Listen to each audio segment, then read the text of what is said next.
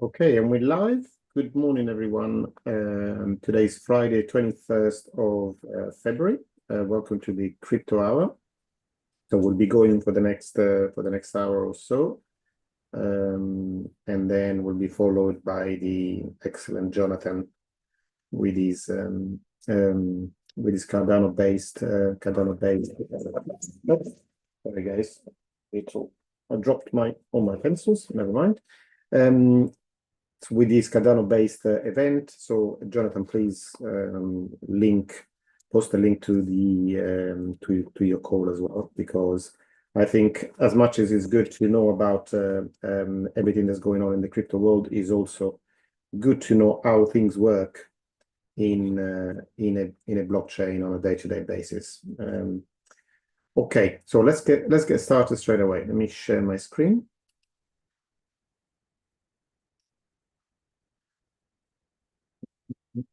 I start with the economic calendar. So it hasn't been a particular heavy week from the point of view of news.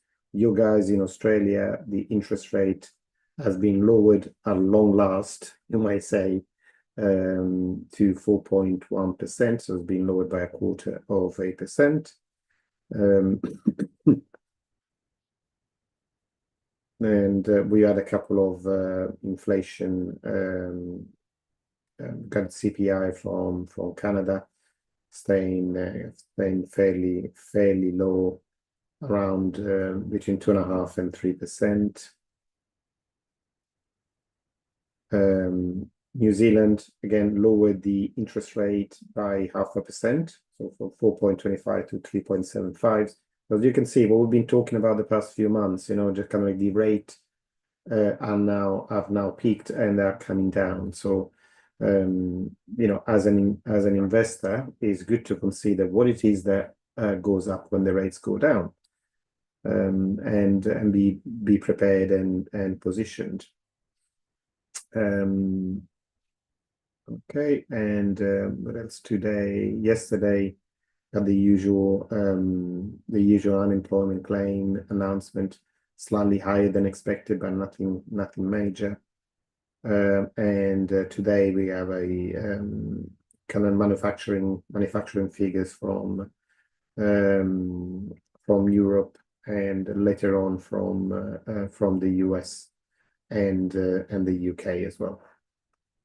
So nothing too dramatic, say, when we go on to let's have a look of next week. So again, it's not a news-heavy week on next week. The main thing being, again, inflation figures on the US on Friday, and the PCE price index is what the Fed uses, as a reference point to set interest rates. Okay, so it's interesting on Friday. The rest of the time, we've got preliminary GDP in the US and the usual unemployment figures on Thursday, inflation figures from Australia, and consumer confidence. So nothing too major to be considered. Kind of the major event of the week is a non-economic one. So you got the German federal elections on Sunday, and as we know at the moment, we're going back with Trump getting in power. The geopolitical landscape is changing. So that's why all these things are relevant. Trump's policy is, and they announce it, they're not shy in announcing it, is putting America first. And one of the main objectives of American foreign policy is just diminishing the growing influence of the European Union.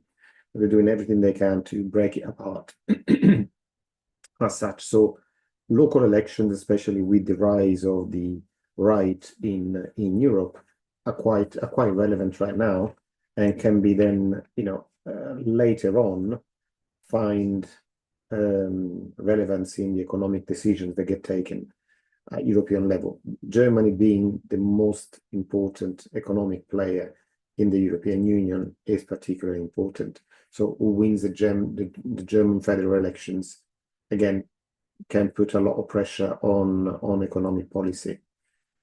So it's definitely important to pay attention to what happens there. Now, going into crypto, let's go and have a look first of all at, let's bring Bitcoin's chart up. Okay, we still, as you can see, nothing major from the point of view of price action has happened over the last 7 days. So pretty much, where were we on Friday? Let's have a look. So we're just above, so we are within Friday's price range. So Friday we were up to 98.8. At the moment we're about 98.3. We closed at about 97.5. So this week pretty much has just been up and down, nothing major. We're still within this sideways move that we've been in since mid-November, since the 12th of November. So nothing has changed. The same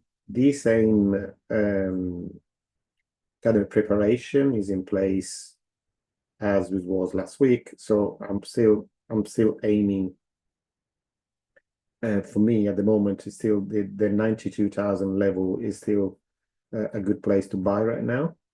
Whether we go back there or not, I don't know. But if we do, then I'll be ready. But apart from that, there's nothing much to say. It's pretty much more of the same. One thing we can say though is that the reserves of Bitcoin in particular on exchanges is at an all-time low. So although the price is not doing anything, we kind of unless some of the big holders of Bitcoin all of a sudden come onto the market and want to start selling, we are getting into to the point where there might be kind of like a supply shock of Bitcoin on exchanges, because all the money that goes into ETFs finds its way to spot exchanges later, because the ETFs, have to, with the money that's deposited on the platforms, have to go out and buy spot Bitcoin. Okay, so these almost like, it's the way that I read this chart is almost like a loaded spring, they're just about to jump. When all this noise, and we can see, if we actually look at this price action within the last couple of weeks. I'm looking at, just showing you this because I'm just looking at I'm just interested in the closing prices. Can you see how narrow that is? So I just ignore where price has gone for a few hours during the day, but the closing price indicate where the consensus is. Actually, this should be slightly lower. So the range from beginning of February has been between 98.2 and 95.7. So $2,500. So we've been like over 2 weeks within a 2% to 2.5% range Bitcoin, which is, as I say, compared to previous volatility, is pretty much saying it stayed still for the past 2 weeks. Okay, so again, what we can see is that where may we aim when that, and this is where we start playing a little game. Okay, so it's nothing, we can tell for sure, but we can speculate.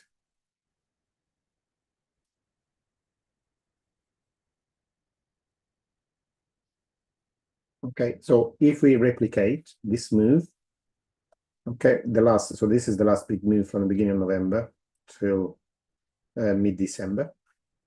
Okay, so just replicating this move from the low that we've had since then. So since we touched so just ignore the latest new high, but from this point, the lowest we touched is 89,000. Okay, so if from this low we repeat the same move that we did from November to mid-December, that would take us to 130,000. Okay, and there is, I mean, if you go and look over the last couple of years, since the beginning of 2023s, there have been quite a few what we call the measured moves. So the same sort of percentage increase over time. I've repeated again and again and again. Now, it's when you look at this chart, this is just a normal chart, but if we use a logarithmic chart instead, you know, we can see now the moves are a lot more similar. You see what I mean? A very similar moves. Actually, some are, you know, are getting larger rather than smaller. But can you see what I mean? Look at this. This move in percentage terms, it's the same, the move from the beginning of 2023. Isn't it amazing when you start, you know, how numbers work? Okay, so the latest move here from November to December is the same that we had in January 2023, and again it repeated in April of 2023, and then at some stages being even larger. Okay, but it's fairly regular in its appearance. So, and the difference between a normal chart and a logarithmic chart is that you can see all these different squares, where a square in a normal chart are the same amount of dollars. In a logarithmic chart, the squares are the same amount of percentage increase. Okay, so this is why it smooths out. It takes out all the dollar from the equation in a way, and it just looks at the percentage increase from one point to another. So this is what I'm saying to you. Just repeating the same move will take us to 130. Having a slightly bigger move, it could take us, you know, between 140 and 150. So the more, this is, by the way, these are all like Fibonacci numbers, you know, all these numbers here. And the ones that are generally more relevant, apart from the, you know, the one-to-one move, is the other one that I normally look at is the golden ratio, which is like 1.618. And that would mean from now about 156,000. So I'm kind of like, it's just like a rough idea, but if I say that this is kind of my idea where we're going to end up at the end of the next push higher, I will say somewhere in that range. When you take that out. Okay, so this will be pretty much my target for the next move. So to break a previous side, you need to have quite a bit of momentum. So what normally happens is that you push higher and then there is a retracement, but that push higher will take out all these sellers up here. Okay, and what happens is that there are quite a few people that say, okay, every time price goes, let's say above. So again, just look at the latest close. The highest close so far in Bitcoin has been this one, 21st of January, and it was $106,143. Okay, so there will be people that use this as a guide and thinking, okay, when price is approaching 106,000, sell. Okay, so they kind of like what you call them, the bears or whatever you want to call them. Okay, so there are people, there is selling pressure up here between 106 and 109. Okay, so price, and why do I say that? Because we see the prices get up there, but there wasn't enough conviction, so not enough people were buying at that price. So yes, it did get up there, and normally these are like what's called liquidations. So these are traders that are leverage betting on the price going down, and then they can't sustain their position anymore because they don't have enough money on their account, and their exchange liquidates their position. So above here, there will be considerable positions that sells that tell, if Bitcoin makes a new high, sell Bitcoin. Okay, when that is broken beyond a certain point, because these accounts are highly leveraged, what happens is that the exchange thinks, saying to the trader, well, you don't have enough money in your account because I'm not taking the risk for you. You take the whole risk of the position. If you don't have enough money in the account, I'm going to liquidate you. Okay, so to close your position and because you lost everything pretty much. So how does this look in the chart? If there is a short position here, so people that are selling at this level, and it gets liquidated, what does it look like? It looks like a buy order in the chart, because this is somebody that sold Bitcoin, and to close the position, they need to buy it. Okay, so if there are liquidations above here, this will mean buy orders. So that will mean the price breaks, and then there is an extra momentum with all the accounts that get liquidated that pushes the price higher. Okay, where do I expect the price to get? Within breaking this convincingly, I expect this to be the target. Okay, now I know that it's a very large target, but I'll be quite happy if we reach the one-to-one move at around 130. I'd be quite happy to take my profits for a short term. If you're playing Bitcoin for the short term, if you're in for the long term, then it doesn't really matter. But that's the next move where I expect it to go. Now, regarding all other coins, including Ethereum, but in particular the smaller coins outside of the top 10, it's a different picture. So this is the picture so this is the market cap for all the coins excluding the top 10. So we're down here at the moment. We are quite far away, so we still haven't reached the highs of 2021. So it's still, I would say, the bull market hasn't really materialized yet. Yes, Bitcoin has jumped because of institutional adoptions, but nothing else has, with very few exceptions. Okay, so you see even projects in the top 10 like Cardano, Polkadot, and some big projects still are very far away from the levels they reached in 2021. So it's still early days. And another thing that's interesting to see is that Bitcoin's dominance. So you can see, so this is the Bitcoin dominance. It means what percentage of the total market cap is represented by Bitcoin. So this amount at the moment stands at 61%. And as you can see, if we look at the past, I consider this blue area here to be like a supplied zone in that, in this particular market. So it's something that goes between 60 and 65%. Okay, and you can see exactly what's happening. The market is reacting to this. So it means that at this point, there is kind of like in the past, there has been like an asset rotation. Okay, so it means people getting out of Bitcoin, not because they wanted to get out of crypto, but because there were other places in crypto that could earn them more money. Okay, so at this level of Bitcoin dominance in the past, there's been a transfer from Bitcoin to all coins. Okay, so Ethereum, XRP, Cardano, Solana, all the other coins, and also smaller projects. There are literally hundreds of thousands right now. CoinGecko, shall we see how many? What's the number that we got to on CoinGecko right now? So these are not all the coins, just the ones that are listed. At the moment, we're standing at 17,185. So it's a huge number. And these are only the ones that are listed on CoinGecko. So there are many more coins that are not even listed. So we are literally in the hundreds of thousands of coins. So going back there, really, what I am looking for is for price to start significantly move below the 60% mark.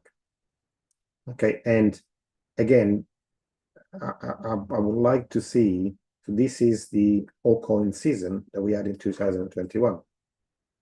You can see here, where it accelerated between April and May in 2021. So this is a huge move, because it means that, where Bitcoin represented, over 60% of the market, at the end, in about a month, it represented 40%. So that means that a huge chunk of capital that had been accumulated with Bitcoin got deployed into other coins. Or the other way to see it is that all fresh money that came into crypto didn't go to Bitcoin, but it went to other coins instead. So, and this is kind of like the one when you are considering kind of like, is the altcoin season coming or not? This is the main chart to look at. Okay, so to look at, because to see, where's the buying pressure? Is it in Bitcoin or is it in something else? And you can see from 2022, from September 2022, which was for the previous cycle, the lowest point of Bitcoin dominance, so just at 38%, is now gradually being climbing, apart from a little period in between November and December, where almost it looked that we were starting a new altcoin season. It's actually carried on climbing. Okay, now we're back at the high from the end of November. So we'll see what happens in the next few weeks. Are we going to have, a turnaround in terms of, and this is ignoring price, by the way. Okay, just saying, where's the crypto money going? Is it going to Bitcoin? Is it going somewhere else? Okay, and when this equation changes and we see money going somewhere else, that means that there is confidence because all coins being a lot more volatile than Bitcoin. So if there is a considerable shift in this equation, it means that the bull cycle is really starting in earnest. Okay. So let's go up now and have a look at a few. What time is it? 9:25. Okay, still have time. There's quite a few things I want to share with you in terms of, again, little bits of news that are telling us how things are moving. Now, not kind of like little bits of news, but this is quite big. And this guy is here, this Eric Balchunas here, is one of the analysts from Bloomberg that concentrates on ETFs and also spent a lot of time in crypto in particular. There's a couple of them they are normally looked at. And if you look at here, for example, so these can you see this where it says Bitcoin ETF 13F AUM? That means its AUM is assets under management. Okay, and the 13F is the filing from big institutional investors. All right. So if you see how much money has gone to the Bitcoin ETF by quarter, we had 11 billion in quarter one. This is 2024. Okay, 11.5 billion quarter one, 11.1 in quarter two, 12.4 in quarter three, and quarter four, 38.7 billion. Why did it all of a sudden it trebled in quarter four compared to the first three quarters? Is because now all the advisors, what we call them in the UK, independent financial advisors, I don't know what you call them in your country, but the people that you go to, when you're thinking, okay, I've got some money, how can you help me invest it? And they help you for a fee. They help you to, they recommend some type of investments or others. Obviously, the normal investments being kind of property, stocks and shares, bonds, etc., etc. But now in the US, they have been finally allowed to recommend crypto as well. Beginning of 2024, and especially after the Bitcoin ETF had launched, people could buy in their accounts with the JP Morgan and Citibank or whatever. They could buy these ETFs, but without recommendation. So you could go to them and say, or use your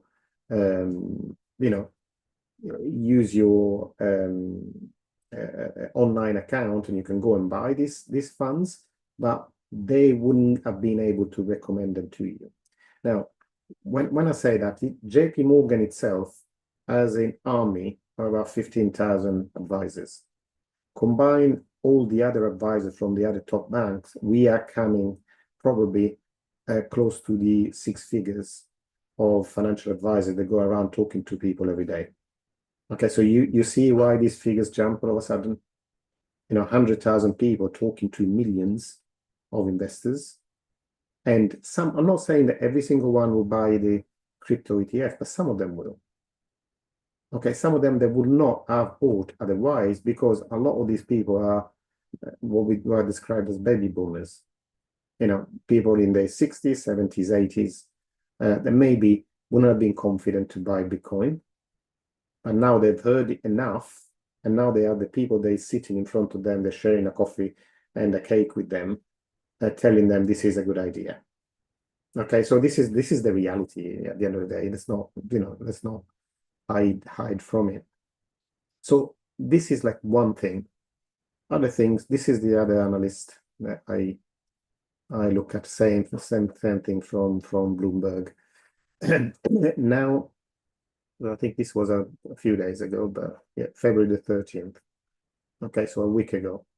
Today, there are two launches in dual Bitcoin and Ethereum ETF. So there are ETFs that hold both Bitcoin and Ethereum. Why is this big again? It's not because those things are available singularly, so it doesn't make much difference if you buy them together or if you buy them individually. But these are meant to be eventually. You can see to start it will just hold Bitcoin and Ethereum, but will expand to hold others if and when the SEC allows more digital assets in the ETF wrapper. So what will then happen, especially with the Hashdex one, they are aiming for it to become a crypto index ETP or ETF, whatever you want to call it. So that will mean similar to what for example, the stock market, we got the Dow Jones, we got the S&P 500, we got the Nasdaq, we got the Russell 2000, we all these indices that you can buy into. So you buy into the stock market as a whole, or for the Nasdaq, the technology sector, without having to buy every single company. Right? So the same thing will happen in crypto. So eventually, if you have other ETFs being launched, and we'll talk about that in a second. We have I don't know, Litecoin, Cardano, Solana, XRP. Then you can have these FTI and Hashdex. Sorry, and the names are quite cute as well. Do you see the first one? Easy peasy, easy peasy, easy peasy. It's quite cute, isn't it? When you look at it. But anyway, so the idea is that you buy just this product instead of having to buy all different crypto coins, and they're all be included in the fund. Okay, so this is a big bits of news, not for now, but in a year's time, 2 years' time, something like this, when there are lots of people that say, I want to have some crypto in my retirement account or my investment account, but I don't know what to buy. So you just buy one thing, like the same way that people today, I think, well, I want to have some stocks in my account. I don't know what to buy. I'll buy the S&P 500, SPY, which is the ETF for the S&P 500, or I'll buy the QQQ, which is the ETF for the Nasdaq. So that's why these things are useful. Another bit of news. Now the Litecoin ETF has now got a ticker. So this is the last step before final approval and before it can be actually traded. So Litecoin is the next crypto coin that is going to be, so bar some incredible turnaround, which is not likely to happen because now the Trump administration is a lot friendlier towards crypto. So the next one we're going to have is a Litecoin ETF. Now, there's going to be a big difference between ETFs that might come down the line, the Litecoin, Solana, XRP, Cardano, and Bitcoin and Ethereum, because Bitcoin and Ethereum had Grayscale, which had large trust that had been established for many years in Bitcoin and Ethereum, and transforming the trust into an ETF made it a lot easier for people to sell their shares, because before they were disincentivized from selling. They had to sell their shares at a discount, basically. where the ETF, there is no discount anymore. So people that held Bitcoin or Ethereum through Grayscale for many years, obviously some of them would have wanted to cash out. Okay, so there was all those tokens that were held in the Bitcoin and then the Ethereum Grayscale trust that got transformed into an ETF, provided a lot of selling pressure for both Bitcoin and Ethereum. And when Bitcoin recovered pretty quickly, Ethereum took a while, took a good 3 months for that selling pressure to be absorbed and to start seeing positive green into the Ethereum ETFs. Now, the same thing is not true for Litecoin or XRP or Solana or Cardano. So even if obviously you can't expect the same flow of funds that we've seen in Bitcoin and Ethereum to be in a smaller coin like Litecoin and all the others that will follow. It's going to have a lot less funds flowing in, but there are going to be some. And those funds will have an effect on the price of these shares, not on day one. So day one normally is like, buy the rumor, sell the news. Okay, so probably the day that these start trading, there might be a drop in price in Litecoin. If things follow, but it will have an effect on price eventually. And this is again new capital that flows into crypto. If we look at the market cap, where is Litecoin? Where are you? Litecoin is number 18 at the moment. The total market cap is only 10 billion. Okay, so if we add even like 200, 300, 400 million coming in, it will have quite an effect on the price of Litecoin. Okay, the same as some of the other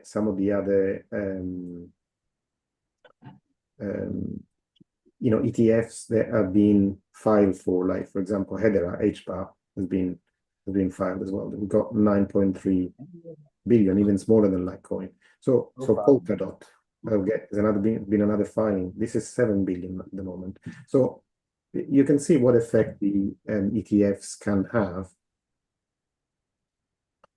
And this is for you, for my Australian friends that are listening to this. There is now a Bitcoin ETF available on the Australian Stock Exchange as well. You don't need to go and buy on the American market. It can make things more complicated, but you can do it. You can do it directly on the Australian Stock Exchange. So there are little bits of, things that are being put in place that make things easier. On here, there are a list of other ETFs that have been filed for that could be approved in 2025. So as you can see here, they've got XRP, Solana, Litecoin is already pretty much there, Dogecoin, Cardano, Hedera, and Polkadot. These are filings that they're going through the system right now. It may take up to the end of the year, to go through the approval process. But they started the approval journey. The last thing before we kind of have a few questions I wanted to share with you is this is another thing that again is not being put in place but is being taken away to make things easier. There was an appeal, if you remember, there was a case that the SEC started towards not just decentralized finance applications, including exchanges like decentralized exchanges like Uniswap, for example, they were considered at the same level as the brokers. So this is what the craziness of the SEC and the way they were trying to stop crypto without actually creating a law, just by enforcement. Okay, so they were considering basically all decentralized application, including liquidity suppliers as brokers. And so they had to go and kind of like comply with know your customers and anti-money laundering regulation, which would have been impossible to do in a decentralized environment. Okay, so pretty much almost like cutting the legs off the DeFi sector in one go. So they were defeated in the court, but they appealed. Now they have withdrawn that appeal, which means that DeFi can breathe a sigh of relief in the US. I can start planning again, to provide products in the US. So again, it's another big thing. DeFi is a big part of crypto. Okay, we know that, and that's one of the big, so that's the biggest reason that people moved from fiat money to Bitcoin, is because of being able to manage their own finances away from interference from the banking sector. And obviously, a big part of being able to do things with your money is using decentralized finance. So not just holding Bitcoin and just holding it there for dear life, but also being able to do lending, borrowing, to be able to make some money if you got crypto funds that you hold for the long term. So you might lend them to somebody else in exchange for a return. And all of this is facilitated by DeFi applications. Okay, so not just just the easy thing, that's kind of the lazy thing to make you realize, is whenever you use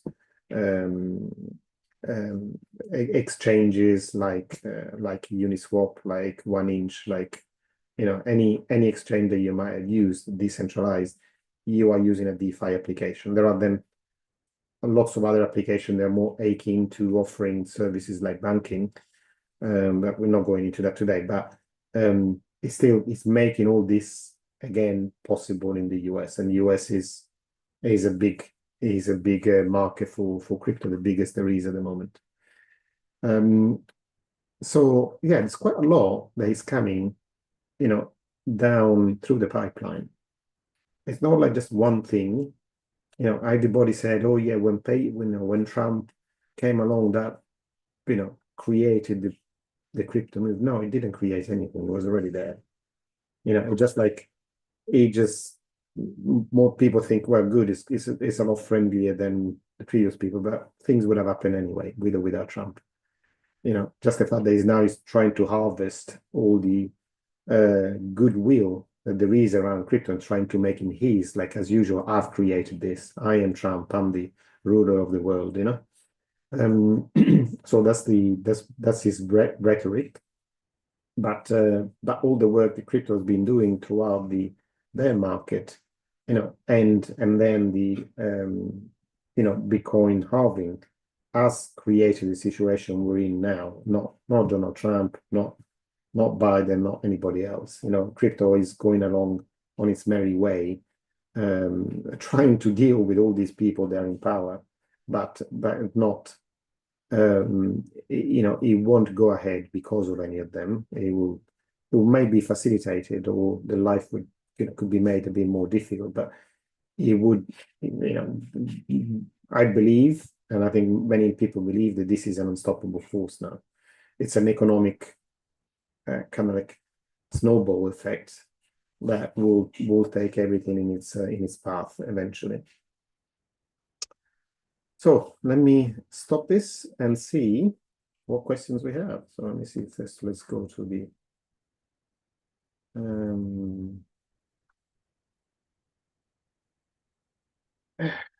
Pierre was saying, what would you say about the comment that Bitcoin is the only reliable coin to invest in? All others are merely speculation. This is a comment I'm hearing more and more. Pierre, I don't know who you're listening to, but I would suggest that you change the people that you listen to. As simple as that. Because yes, Bitcoin is great, and it's got that kind of a volume now and institutional investment, but it's also a bugger to work with, and just, I don't know how else to say. So to actually then program and do other stuff with it, the Bitcoin community is very stiff. And this is why then, Ethereum and all the other coins were created, because there's a lot more than we want to do with crypto, not just hold it. And, it's just basically that's what Bitcoin has been in its 10 years history. It is, what do you do with Bitcoin? Buy it. That's it. So what do I do with it when I bought it? Nothing. You just buy it and keep it and hold it, which is fine. as a kind of like store of value, but you can't do much else with it. All the other crypto projects are to do the things that Bitcoin can't do. Okay, so this is why I'm thinking, it's yes, Bitcoin is great, but there is a lot more to crypto than Bitcoin, and this is why it's important to understand what projects are there to do.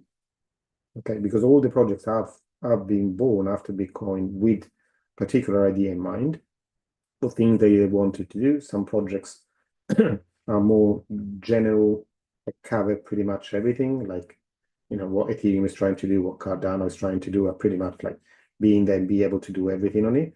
Some other projects are more specific. So there are chains that are born just to do gaming, or mainly for DeFi, or mainly for a specific use case. So yeah, I mean, the fact that there is only Bitcoin is just something that is generally spoken about in Bitcoin maxis communities. Okay, I think just this is what Bitcoin is. Everything else is irrelevant. Yeah. So I don't buy that that idea. From the point of view, maybe monetarily, that could become true. So that could become the main currency of the internet and definitely of the world. But it doesn't mean that it's the only project that it's relevant in crypto.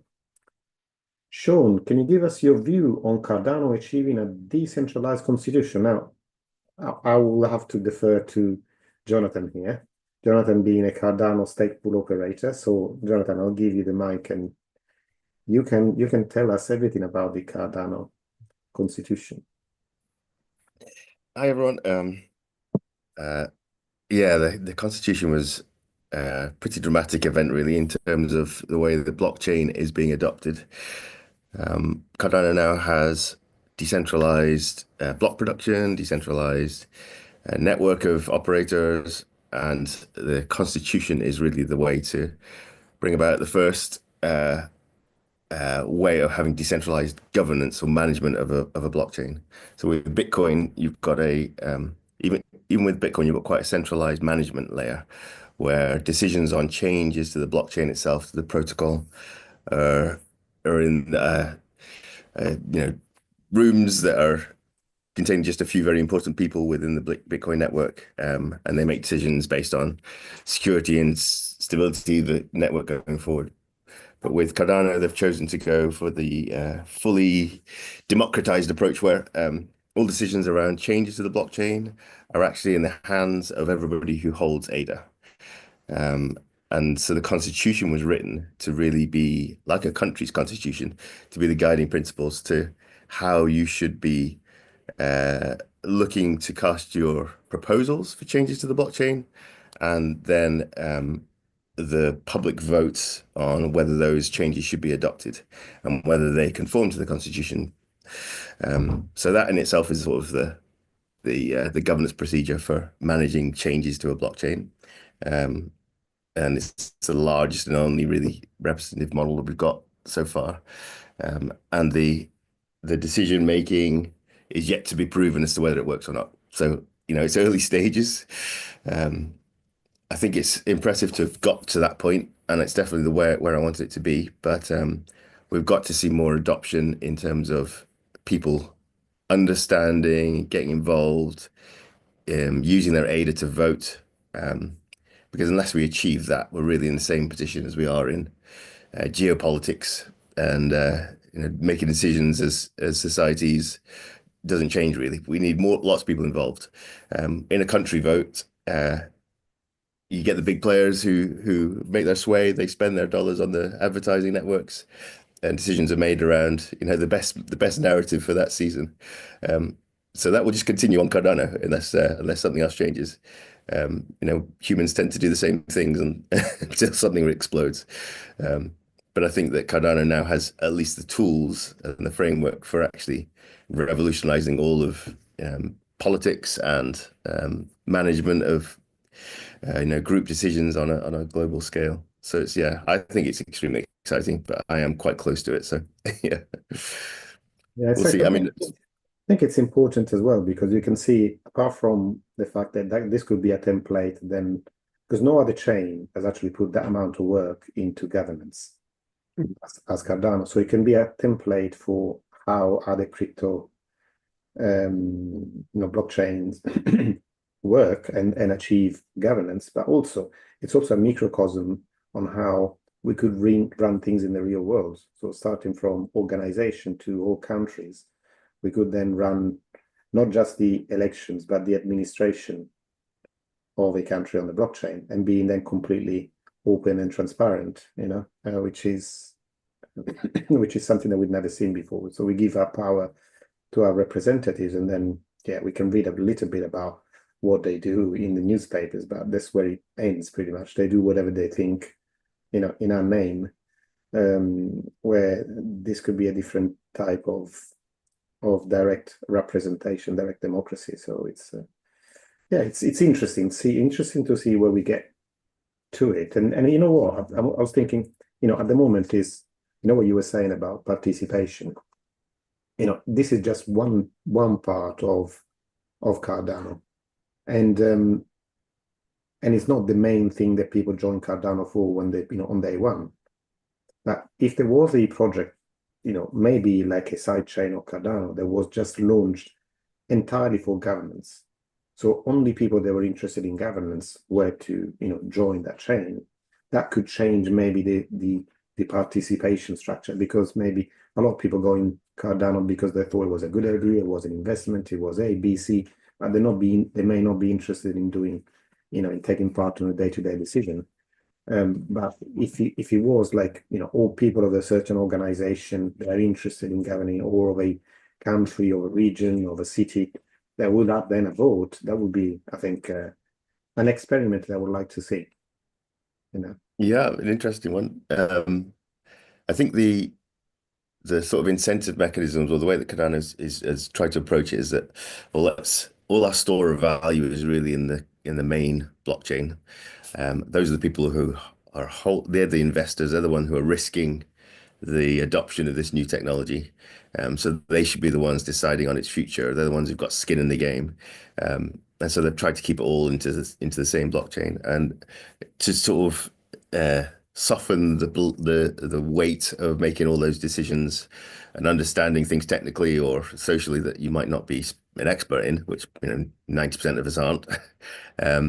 They've introduced delegated representatives, so anybody and everybody who holds ADA can put themselves forward as a D-rep, which is kind of like a political figure, someone you trust to be making decisions for you in those areas, and you can stake the weight of your ADA, the voting power of that ADA, with that individual.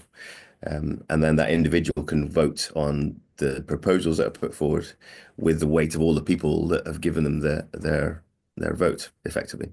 And so that's a way of spreading the expertise out amongst, that's gathered in a few individuals, the power of their votes to come through from everybody's grassroots wallets. So yeah, and the incentive for doing that is that now the staking rewards in Cardano, if you delegate to a stake pool, so if you delegate with my pool, Fluid Pool, for example, you can't actually collect your staking reward. You can't spend your staking rewards until you've chosen a D-rep to take your votes forward. So yeah, it's quite a strong incentive. You actually need to, if you want to take the benefits, that sort of, was it 3% staking rewards APR, you need to actually have made a decision on who you think is a good decision maker in the ecosystem. So yeah, that's one of the ways I've gone about trying to get the adoption rate up. Yeah, Okay. we'll see. Really interesting. Logan, you raise your hand? Hello, Luca. I've got a question on the alt season. So looking at previous cycles, it was mostly traders or retail traders that were in crypto. And so they'll buy Bitcoin, and then from the profits of Bitcoin, that money transfers to altcoins, that's my understanding. Now, the current cycle, it's very institutionalized now, these moves. And I'm assuming not a lot of the retail players had a hand in this big push up. Now, my thinking is, are the institutions, I don't think they're going to be selling their Bitcoin holdings and making that move to altcoin season. Is that a good assumption to make? Do we still see a pretty good altcoin season coming? Yes, the answer is yes. You're right up to a point, because yes, there has been a big institutional push, but then if you can, so the way I see it is like Bitcoin represents the liquidity coming into the system, okay, because it's like the first thing that people know, and often it's not just it's the fact that people come into crypto mainly because they want to have a faster growth they can experience outside of in the traditional investment. So they use whatever is working at the time. So while Bitcoin is pumping as such, they stay into Bitcoin. When things slow down, and this is where they look elsewhere. Okay, so from a trading perspective, but also what you got to look at is that many of these projects now are starting to have a use in the real world. So it's not just people buying them for for trading, but people using them for real world usage, like XRP or XLM. They use for money transfers now across the world, and you can see even big players like Robinhood, for example, using stable coins, for example, to do the weekend money settlements. So there are all these things now that even if we don't see them behind the scenes, there's a lot more use of cryptos than there was like 4 years ago, when it was just like a game being played. When that was the catalyst that gets them to start, generally is a money, some more money in people's pockets, they're able to spend. In 2020, the main push wasn't so much like crypto traders, but it was like the stimulus payment. So many people had in their pocket like $1,200, and some people needed them to live on, to buy food. Some people that already had enough, they invested it, and some of this money found its way through to crypto. Now we don't have that in 2025, but we have high interest rates that are going to be lowered. So I imagine that the big move in investing in general and in crypto as well will happen as the interest rates start coming down, because that means more money in people's pocket at the end of the day. Less money going out and paying for your loans, more money being available to buy anything else. And some of that money will find its way into crypto investments. Now, again, some of it will go into Bitcoin, some will go into other things. It's just a numbers game at the end of the day. So, yeah, it's the game has changed, but some of the institutional money will make its way onto other coins as well. I'm not saying they're going to sell off their Bitcoin, but yes, there are the pension funds of this world that move like tanks, very slow and very deliberate. But there is also lots of hedge funds that move into things before they are a big thing for everybody else. So those are the ones that will take their chance and invest in with Grayscale, for example, before things are available as an ETF. They'll buy onto a Grayscale trust that is buying Solana and Cardano and other things.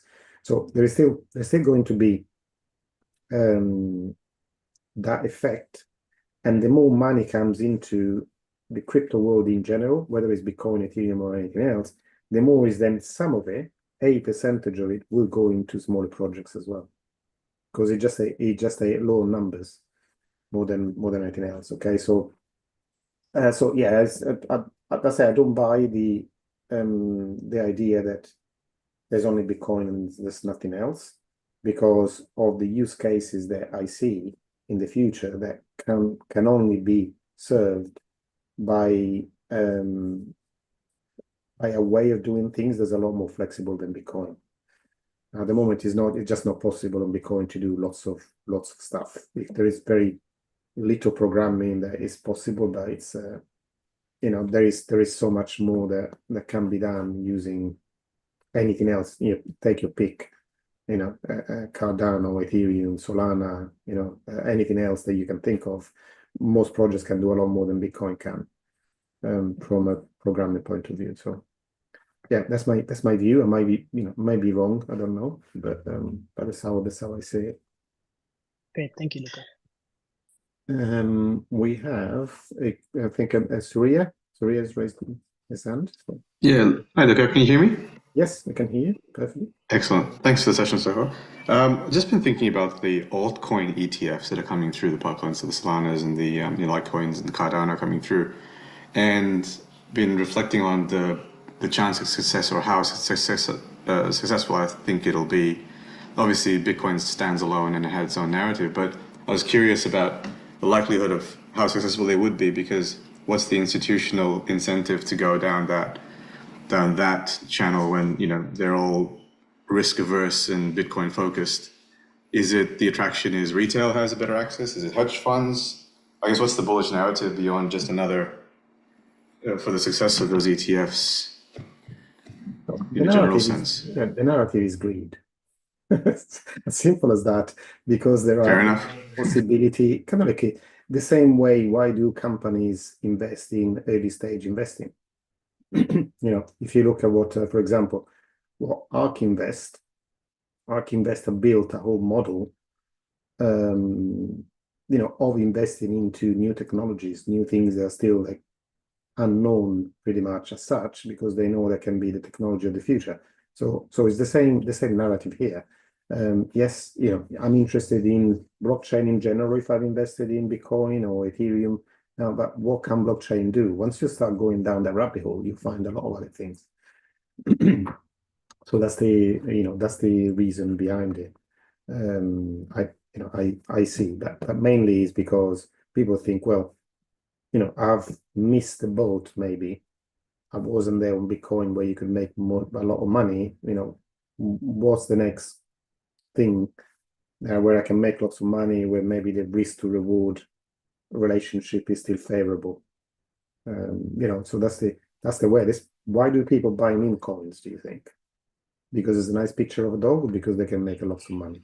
So it's the same thing. So then if you couple that, the greed, with a little bit of attention and kind of risk analysis, that takes you then more higher up, or more kind of like, depending on your attitude to risk, it takes you more towards the smaller projects, or takes you more towards the larger and trusted projects.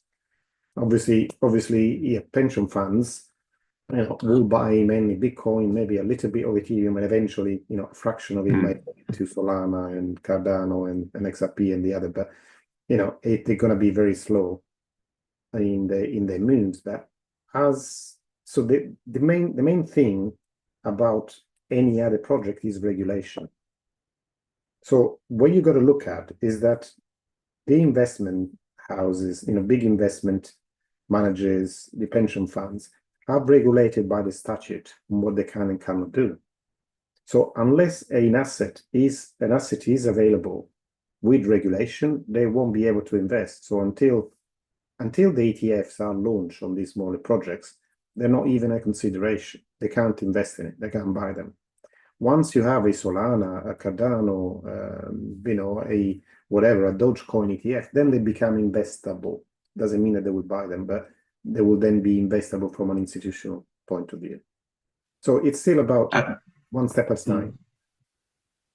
That's a good point. I hadn't thought about it's the other way around. If it's legitimized, then that's when the attraction starts.